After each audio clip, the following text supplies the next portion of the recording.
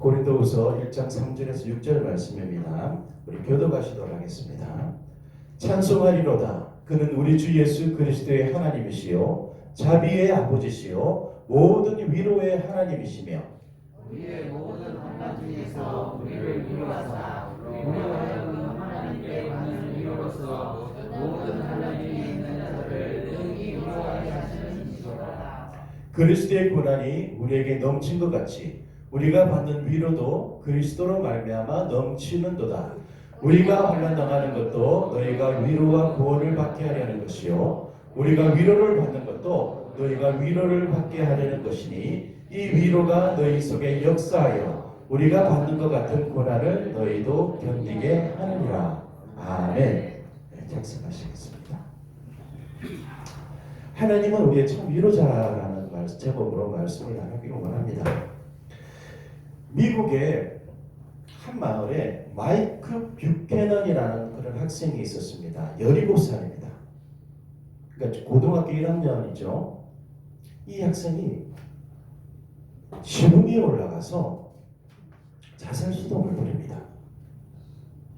왜 그런가 이유를 알아보니까 이 마이크의 어머니가 어릴 때 가출을 하셨습니다.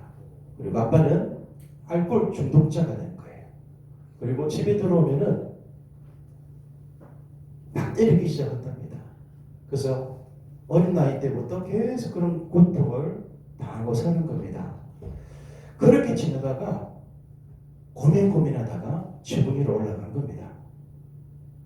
그래서 많은 사람들이 설득을 합니다. 내려와라, 괜찮다. 잘 될 거야. 이웃 사람들도 설득을 하고 경찰들이 와서도 설득을 합니다. 그런데 내려오지 않습니다.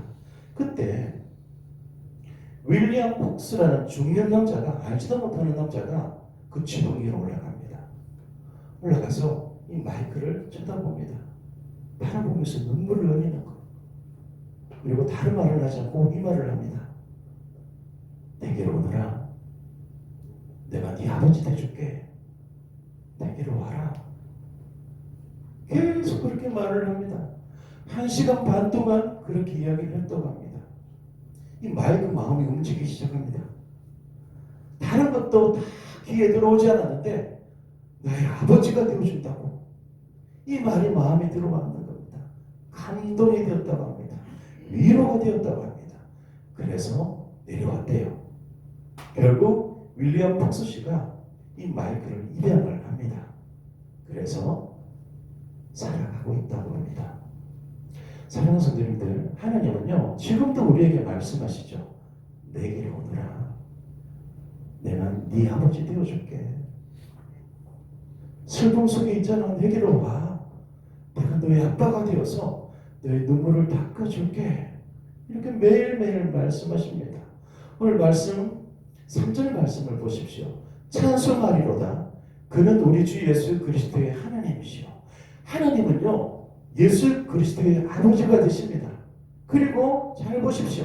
자비의 아버지다라고 말씀합니다. 우리의 아버지가 되시는데 어떤 아버지시라고요? 자비의 아버지. 자비로우신 아버지라는 겁니다.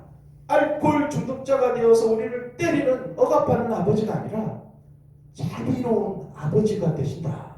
그리고 모든 위로의 하나님이시다라고 말씀합니다. 이 위로한다라는 이 단어는 히브리어로 나함이라고 합니다. 나함. 이 나함이라는 뜻은요, 다시 숨쉬게 하다 이런 뜻이 있습니다. 위로한다가 무슨 뜻이라고요? 다시 숨쉬게 한다. 이게 무슨 말이냐면은 우리가 살아가다 보면 숨이 막힐 그런 상황이 생기기도 합니다. 기가 막히는 그런 상황 속에 빠지기도 하죠. 그때 다시 숨을 쉴 수 있도록 도움의 손길을 내밀어 주는 것. 이게 위로한다는 진정한 뜻입니다. 여러분 이런 위로를 받아보신 적이 있습니까? 이런 위로를 줘보신 적이 있으십니까? 하나님은요 오늘 본문의 말씀처럼 모든 위로의 하나님이십니다. 성자 하나님은 어떤가요? 예수님은 어떻습니까? 예수님은요 우리를 살리시기 위해서 지옥 불구덩이에서 건져내시기 위해서 이 땅에 사람의 몸을 입고 오셨습니다. 그리고 온갖 죄를, 우리 모든 죄를 대신해서 벌 받으셨죠. 이보다 더 큰 위로가 어디 있습니까? 그래서 성자 하나님도 우리에게 참 위로를 주시는 하나님이십니다. 성령 하나님은요, 성령님, 헬라어를 제가 몇 번 언급해드렸는데 뭐라고 그랬죠? 파라클레투스. 무슨 뜻이라고 그랬습니까? 위로하는 사람. 그러니까 성령님을 보혜사라고 하잖아요. 위로자라는 뜻이잖아요. 영어로 뭐라고 한다고요? comfort. 우리를 위로하는 사람이라는 겁니다. 그러니까 삼위일체 하나님, 성부 하나님, 성자 하나님, 성령 하나님, 모든 하나님이 우리의 위로자, 참 위로자가 되신다라는 말씀입니다. 여러분이 위로자 되시는 하나님을 만날 수 있기를 축복합니다.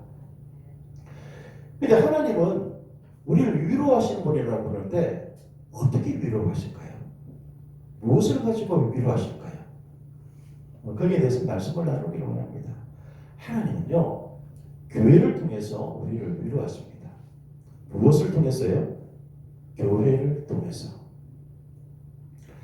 이사야 66장 13절 우리 같이 읽어보도록 하겠습니다. 시작. 어머니가 자식을 위로한 같이 내가 너희를 위로할 것인즉 너희가 예루살렘에서 위로를 받으리니.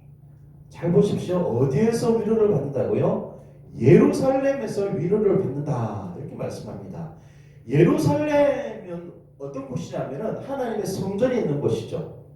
그러니까 예루살렘에서 위로를 받는다는 것은 하나님의 성전에서부터 위로를 받는다는 말씀입니다. 지금은 어떻게 적용할 수 있을까요? 교회를 통해서 위로를 받게 된다는 겁니다. 여러분, 교회를 통해서 위로를 받을 수 있기를 축복합니다.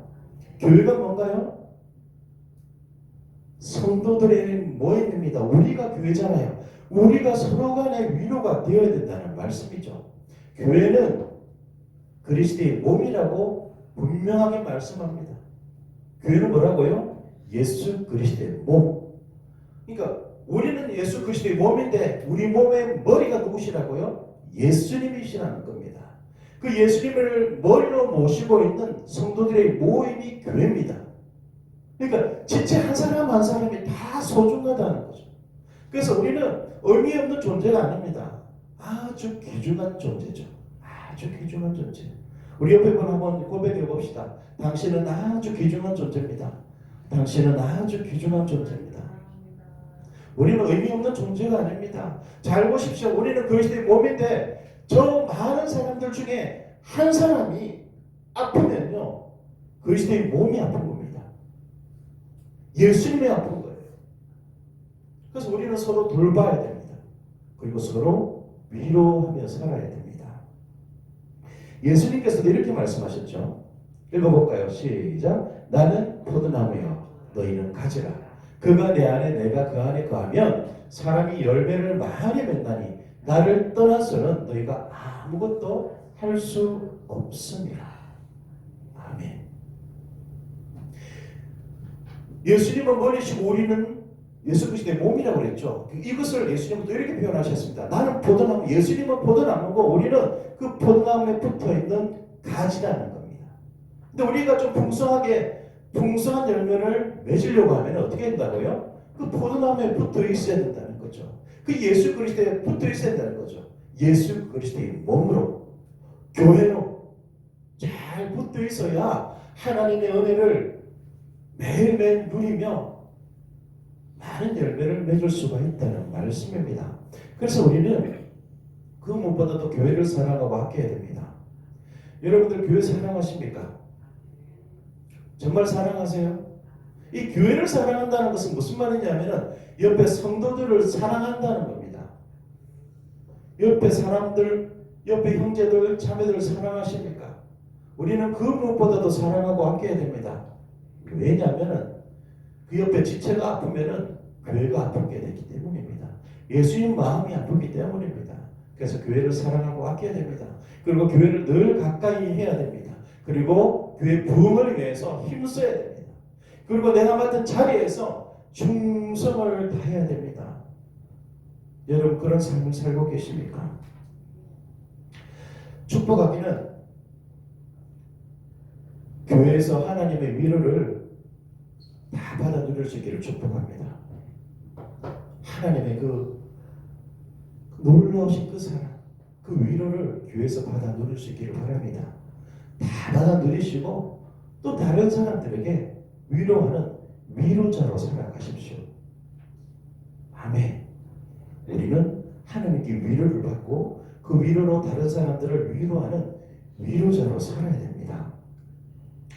아프리카에 옛날에 아프리카에서 기독교를 엄청나게 핍박을 했습니다. 그래서 아프리카 그리스도인들이 엄청난 핍박을 받았습니다. 그래서 자기가 예수 믿는 것을 비밀로 할 때가 있었어요. 그런데 이분들이 인사를 할 때 암호 인사를 했습니다. 예수 믿는 사람들끼리 암호 인사를 했습니다. 어떤 인사를 한 줄 아십니까? 이렇게 인사를 했다고 합니다. 당신의 풀밭은 여전히 푸릅니까? 그러면 예, 제 풀밭은 여전히 푸릅니다. 어떤 사람은 아니요, 제 풀밭은 지금 푸르지 못합니다. 이렇게 답변을 한다고 합니다. 이게 무슨 말이냐면은 기독교인들을 핍박을 하니까 교회를 세울 수가 없습니다. 함께 모여서 예배들을 드릴 수가 없습니다. 그래서 깊숙한 숲속으로 들어갑니다. 들어가서 그곳에서 예배를 드리는 거예요. 그래서 당신의 풀밭은 여전히 푸릅니까? 이게 무슨 뜻이냐면은 당신은 박해 속에서도 믿음을 버리지 않고 숲속 예배당에서 하나님께 예배를 열심히 드리고 있습니까? 이런 뜻이라고 합니다. 그렇게 물어보면 예배를 열심히 드리는 사람은 어떻게 대답한다고요? 예, 제 풀밭은 여전히 푸릅니다. 이렇게 답했다는 거죠. 사랑하는 성도님들, 여러분의 풀밭은 여전히 푸릅니까? 푸른가요? 아주 푸르기를 축복합니다. 예배 성공하실 수 있기를 바랍니다. 하나님은요, 교회를 통해서 우리 성도들을 통해서 우리를 위로하십니다. 두 번째는요, 성경을 통해서 우리를 위로하십니다. 성경을 통해서 시편 119편 49절 50절에서 이렇게 말씀합니다. 주의 종에게 하신 말씀을 기억하소서. 주께서 내게 소망을 가지게 하셨나이다. 이 말씀은 나의 고난 중의 위로라. 주의 말씀이 나를 살리셨기 때문입니다. 하나님 말씀은 나의 고난 중의 위로다라고 말씀하고 있습니다. 이 시편 저자가 이렇게 고백하고 있습니다. 하나님 말씀이 고난 중의 위로다. 우리 성경 말씀을 보면요, 위로가 되는 말씀들이 참 많이 있습니다. 다들 한두 가지는 가지고 계시죠? 우리가 잘 아는 여호수아 1장 9절, 내가 내게 명령한 것이 아니냐, 강하고 담대하라, 두려워하지 말며 놀라지 말라, 내가 어디로 가든지 내 하나님 여호와가 너와 함께 하느니라 하시니라. 얼마나 힘이 되는 말씀입니까? 위로가 되는 말씀이십니까? 이사야 41장 10절 우리 같이 읽어볼까요? 시작. 두려워하지 말라, 내가 너와 함께 함이라. 놀라지 말라, 나는 내 하나님이 됨이라. 내가 너를 굳세게 하리라. 참으로 너를 도와주리라. 참으로 나의 의로운 오른손으로 너를 붙들리라. 아멘. 이 말씀을 읽기만 해도 듣기만 해도 힘이 나지 않습니까? 하나님이 나의 하나님이 되어주신다라고 말씀합니다. 다른 사람의 하나님이 아니라 바로 나의 하나님. 그리고 의로운 오른손으로 우리를 붙들어 주신다. 성경의 오른손은요, 어떤 뜻이냐면 능력을 표현합니다. 능력의 손으로 하나님께서 나를 붙들어 주신다는 거죠. 이보다 큰 힘이 되는 말씀이 어디 있습니까? 우리가 아플 때 또 이렇게 말씀하십니다. 예레미야 30장 17절, 내가 너의 상처로부터 새살이 돋아나게 하여 너를 고쳐주리라. 아멘. 상처 입어서 병원에 입원하신 분들에게 이 말씀을 들려주면 얼마나 힘이 날까요? 하나님께서 이렇게 말씀하시지 않습니까? 내가 너를 고쳐주리라. 히브리서 13장 5절 다 같이 시작. 내가 결코 너희를 버리지 아니하고 너희를 떠나지 아니하리라. 그러므로 우리가 담대히 말하되 주는 나를 돕는 이시니 내가 무서워하지 아니하겠노라. 사람이 내게 어찌하리요. 아멘. 보십시오. 내가 결코 너희를 버리지 아니하고 너희를 떠나지 아니하리라. 하나님께서 우리가 예수 그리스도를 내 마음속에 구주로 영접하고 난 뒤에 하나님께서 이렇게 말씀하십니다. 내가 결코 너를 버리지 않겠다. 이렇게 약속하셨습니다. 엄청난 힘이 되는 말씀 아닙니까? 이 외에도 성경 여기저기에서 우리에게 위로의 말씀을 주십니다. 사랑하는 성도님들, 성경을 하루에 얼마나 읽으십니까? 몇 번 정도 읽으십니까? 지금도 열심히 성경을 읽고 있으십니까? 우리가 성경 일독을 17명인가 이렇게 시작을 했죠. 16명인가요? 이렇게 시작을 하다가 지금 점점 몇 분이 떨어져 나갔습니다.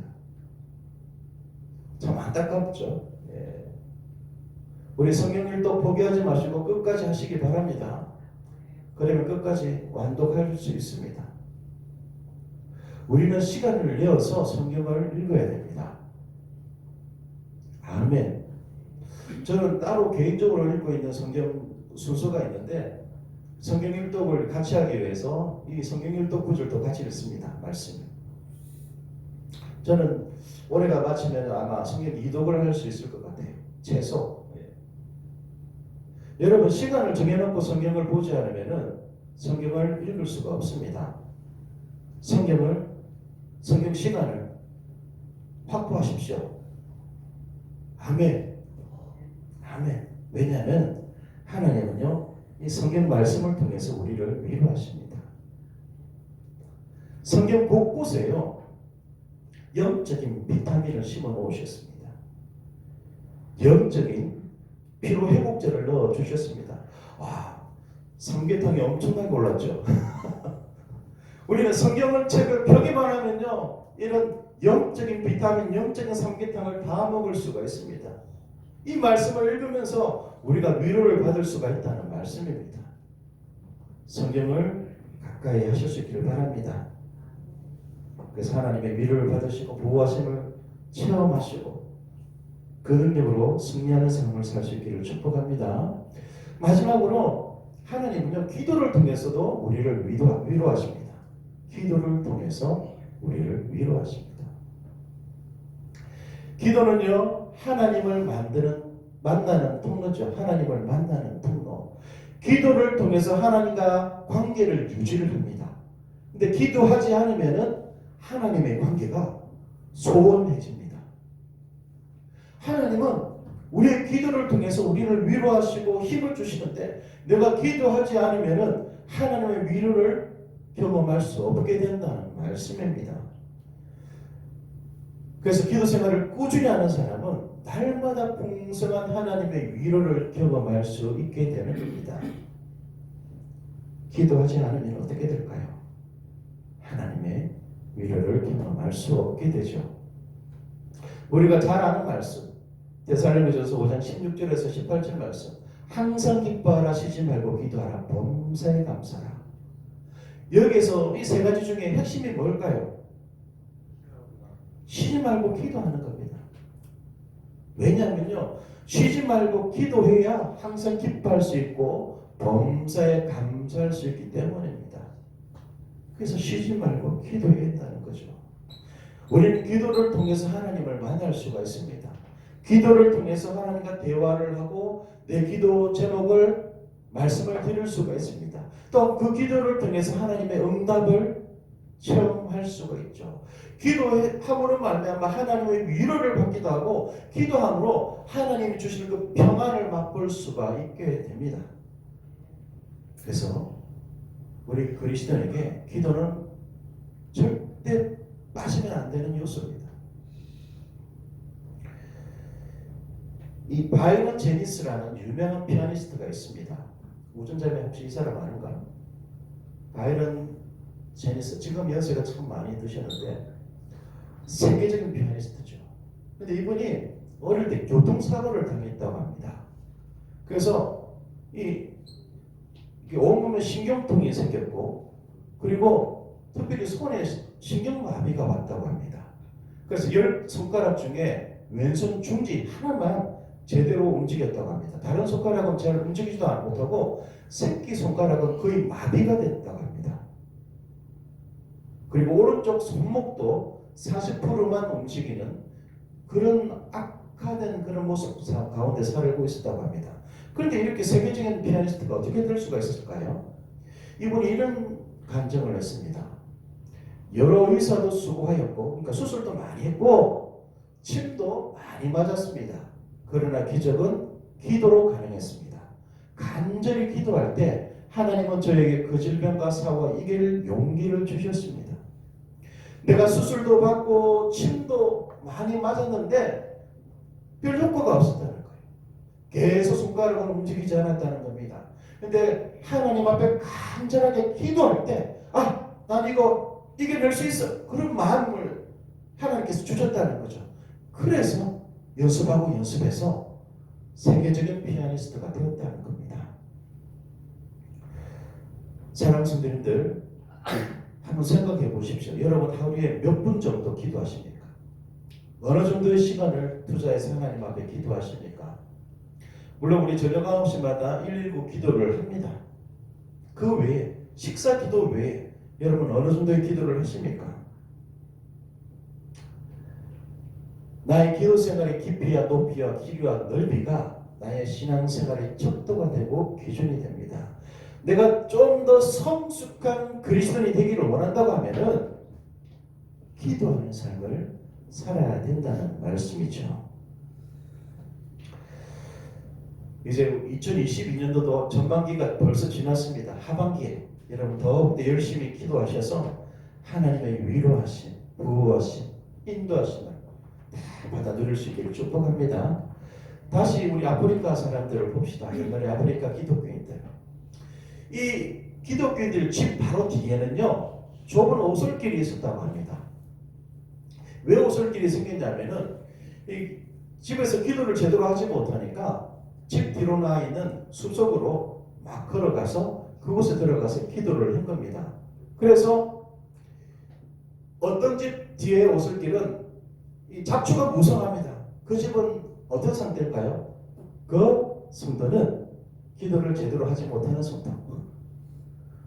반면에 집 뒤에 오솔길이 아주 반듯하게 평평하게 잘 다져져 있다고 하면은 그분은 아주 기도를 열심히 하는 성도. 그러니까 기독교인들이 스스로 또 집 오솔길을 보고 다 평가를 하게 된다는 겁니다. 만약 우리가 기도하는 그 모습들이 모든 사람들이 알게 된다고 하면은 우리는 어떨까요? 여러분 부끄러울 것 같습니까? 어떨 것 같습니까? 여러분 집 뒤에 오솔길 한번 생각해 보시기 바랍니다. 그곳에는 잡초가 풍성합니까? 하나님의 은혜가 풍성합니까? 예레미야 33장 3절 유명한 말씀이죠. 너는 내게 부르짖으라. 내가 내게 응답하겠고 내가 알지 못하는 크고 은밀한 일을 내게 보이리라. 이 말씀을 잘 묵상하면 이렇습니다. 우리가 하나님 앞에 기도하면 어떻게 된다고요? 응답받습니다. 응답받는데 단순하게 응답받는 것이 아니라 우리가 생각지도 못했던 크고 은밀한 아주 풍성한 응답을 받게 된다는 겁니다. 믿으십니까? 사랑하는 성도님들, 기도한 만큼 응답받습니다. 기도한 만큼 하나님의 은혜를 누릴 수가 있습니다. 기도해야 될까요? 기도하지 말아야 될까요? 여러분 기도 많이 하셔서 하나님의 응답을 많이 받을 수 있기를 바랍니다. 2차 세계대전 때 전쟁이 어마어마했죠. 그때 영국의 작은 배, 이 배한척이 중요한 임무를 띠고 미국으로 향하게 됐습니다. 이 작은 배를 운전하는 이 선장이 얼마나 참 불안했을까요? 그때 그 전쟁을 통솔하는 대장이 직접 이분에게 전화를 해서 이렇게 이야기를 합니다.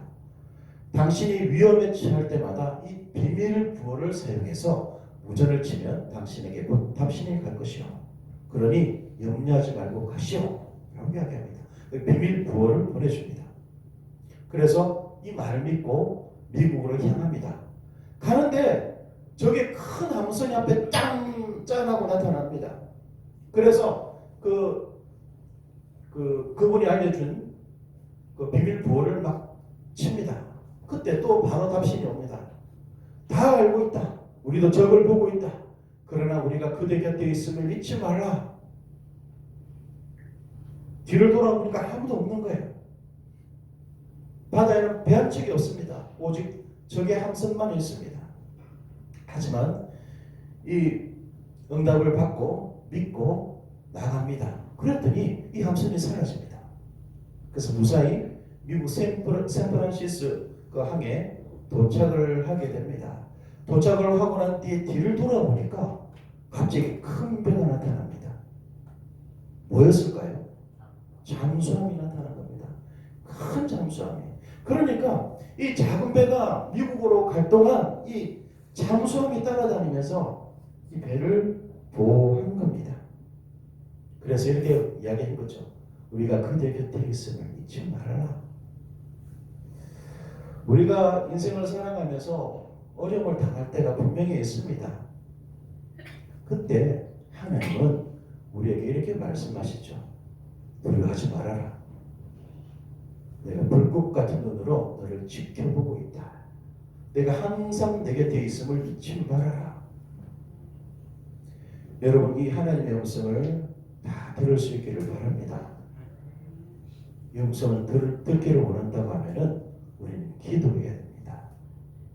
기도의 귀가 열려야 이 하나님의 음성을 듣고 위로받고 힘을 내어서 살아갈 수가 있습니다.